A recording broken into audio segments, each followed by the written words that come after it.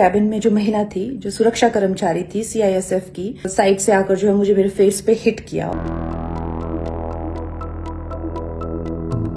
ভারতের চণ্ডীগড় বিমানবন্দরে বলিউড অভিনেত্রী কঙ্গনা রানাওয়াতের থাপ্পড় মারায় দেশটির কেন্দ্রীয় শিল্প নিরাপত্তা বাহিনীর ওই নারী সদস্যের জন্য 1 লাখ রুপি পুরস্কার ঘোষণা করেছে পাঞ্জাবের এক ব্যবসায়ী। তার নাম শিবরাজ সিং বেঞ্জ। সম্প্রতি অনুষ্ঠিত ভারতের লোকসভা নির্বাচনে বিজয়ী হয়েছেন কঙ্গনা। সাহসী নিরাপত্তা রক্ষীর প্রশংসা করে পাঞ্জাবের জনগণ ও সংস্কৃতি রক্ষার জন্য তাকে অভিনন্দন জানিয়েছেন শিবরাজ। ঘটনায় তিনি কুলবিন্দর কাউর নামে সাহসী ওই নারী নিরাপত্তা রক্ষীকে অভিনন্দন জানিয়ে একটি ভিডিও পোস্ট করেছেন।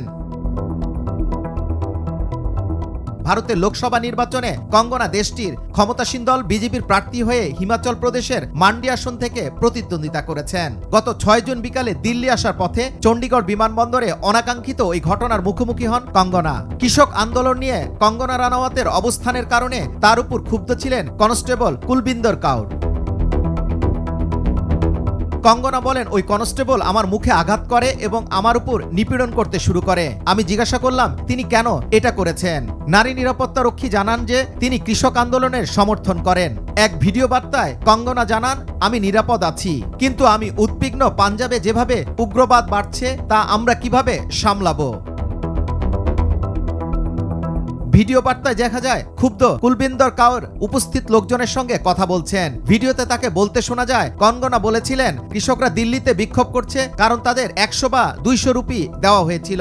সেই বিক্ষোভকারীদের মধ্যে একজন ছিলেন আমার মা।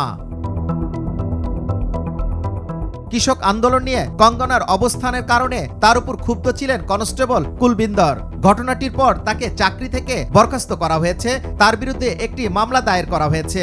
বিমানবন্দরে নিরাপত্তার দায়িত্ব পালন করা সিআইএসএফ এ ঘটনার তদন্তেরও পদক্ষেপ নিয়েছে।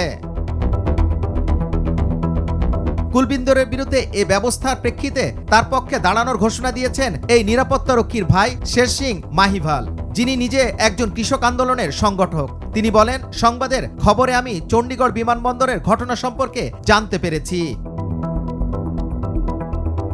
মাহিভাল আরো বলেন, বুঝতে পেরেছি যে ঘটনাটি কঙ্গনার মুঠোফোন ও পার্স তল্লাশির সময়। কঙ্গনা বলেছিলেন যে কৃষক বিক্ষোভের সময় নারীরা সেখানে গেছে 100 রুপির জন্য।